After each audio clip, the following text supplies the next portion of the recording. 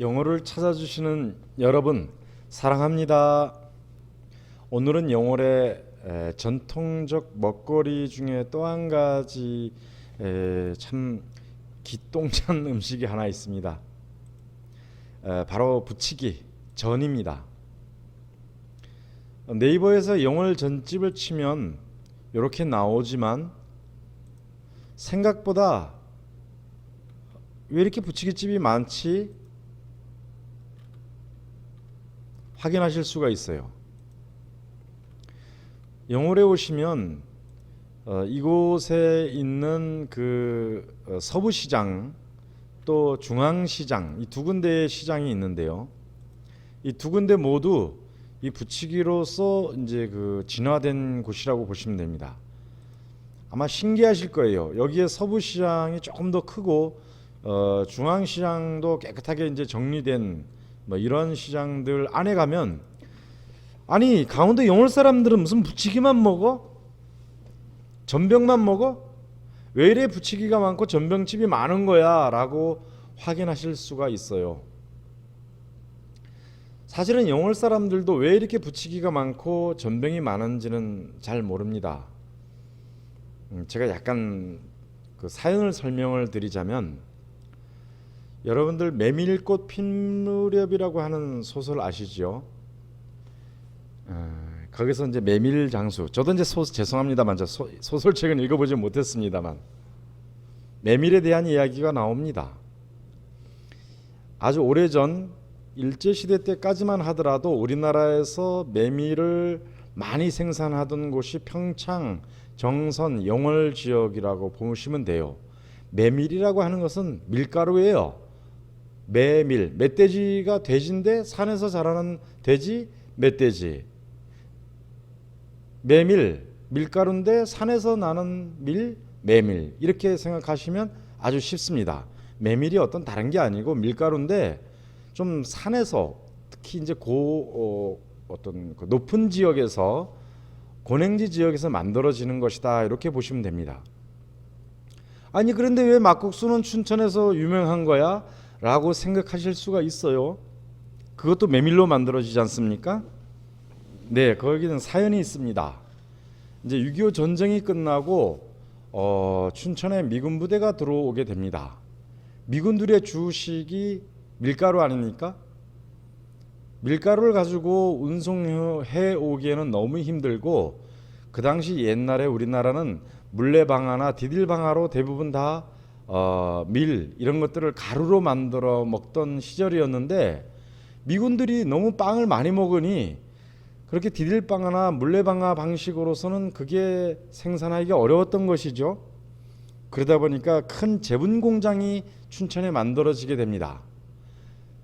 그러니까 금방 고운 밀가루로 만들어질 수 있는 그런 제분 공장이 춘천에 있다 보니까 평창, 영월, 정선 지역에서 대규모 농사를 짓던 메밀이 물레방아나 디딜방아 방식으로서는 노동력이 너무 들어가니까 그것을 춘천으로 가져갔던 것이죠.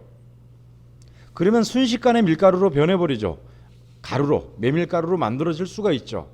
그러다 보니까 춘천 지역에서는 우리 지역에서는 메밀이 자라지 않는데 메밀가루는 풍부하네. 예, 거기서부터 춘천에서 막국수가 유명해지게 되는 것이고 사실은 어떤 평창 나중에 봉평 막국수라든가 평창 막국수라든가 이제 이런 막국수 상동 영월에 있는 상동 막국수 이런 것들은 나중에 이제 제분 공장 기술 밀가루로 만들어내는 그런 가루로 내는 기계가 만들어지면서 이제 유명하게 된 것이고 그 전에는 춘천 막국수가 그나마 유명했던 것이지요. 그래서 봉평 막국수, 평창 막국수, 상동, 정선 이런 막국수들은 제분 기계가 만들어진 이후에 더 유명해진 것이고 원초적인 것은 춘천 막국수가 더 유명해졌던 것입니다. 그래서 옛날에 영월 지역에서는 부치기를 이렇게 만들 때 제분 공장이 있기 전까지는 물레방아나 디딜방아를 통해서 메밀을 가루로 만들어서 음식을 만들어 먹던 전병. 여러분들 전병을 이제 드셔 보시면 여기 이렇게 이제 전병이 있습니다. 이런 전병이 좀 더 밀가루라고 보기엔 좀 더 좀 어두운 색깔이지요. 영월에서는 이런 방식으로 좀 만들어진 겁니다. 네, 이런 방식으로 만들어진 것이죠.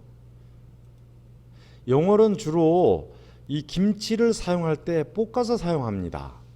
아마 영월의 전병을 맛보신 분들이라면 참 맛있는 음식이다 이렇게 느껴보실 수가 있을 거예요. 그리고 영월은 또 한 가지 이제 그 영월 정선 평창의 행정의 중심의 도시였습니다. 그래서 노동부, 뭐 세무서, 법원, 검찰청 또는 발전소, 한전, 통계청 많은 어떤 공무원들이 영월에 근무하다 보니까 사실은 평창이나 어떤 그 정선보다도 더 빠르게 발전을 할 수가 있었기 때문에 영월에서 제분 공장이 더 빨리 형성이 된 것이죠. 그 영월의 이 부치기 전은 보통 이런 형태로 나옵니다. 배추가 소금물에 절여서 이렇게 밀가루와 메밀가루를 섞어서 나오는 방식이에요. 타 지역의 부치기하고 조금 전하고 좀 다른, 타 지역은 주로 이제 원주나 이런 지역 같은 데 가면 김치를 사용을 합니다. 요즘은 이제 묵은지를 많이 사용을 하는데 김치전을 많이 사용하는 데에 반해서 이제 영월 지역은 김치가 아닌 배추를 사용합니다. 배추를 열을 달구면 달아지죠. 그리고 영월 인근 지역은 고냉지가 또한 많다 보니까 고냉지 배추를 생산을 많이 해서 영월에서는 그 절임 배추도 많이 생산하고 있습니다. 그러다 보니까 이 배추에 대한 공급이 많죠. 그래서 영월 지역에서는 상당수 이제 시장만 가면 이렇게 시장만 가면 이 전집들이 은근히 많이 있어요. 그렇게 이제 전병 이런 식으로 진화가 됐습니다. 저는 영월을 찾는 여러분들에게 꼭 한번 이 부치기와 전병 꼭 드셔보시기 바랍니다. 아마 참 맛있게 드셨을 거다. 정말 맛있다. 너무 적게 사가신다면 아마 이렇게 포장이 됩니다만 이렇게 너무 적게 사가신다면 아버지도 딸한테 아들한테 양보하지 않고 다 먹을 것입니다. 그만큼 맛있습니다. 영월에 오시면 꼭 이 메밀 부치기 또 메밀 전병 요거를 꼭 드시기 바라고, 한 가지 옛날에 저희 강원도 영월에서는 이 부치기 이것은 표준말 이것은 부치기였던 것 같고 적이라고 했습니다. 적.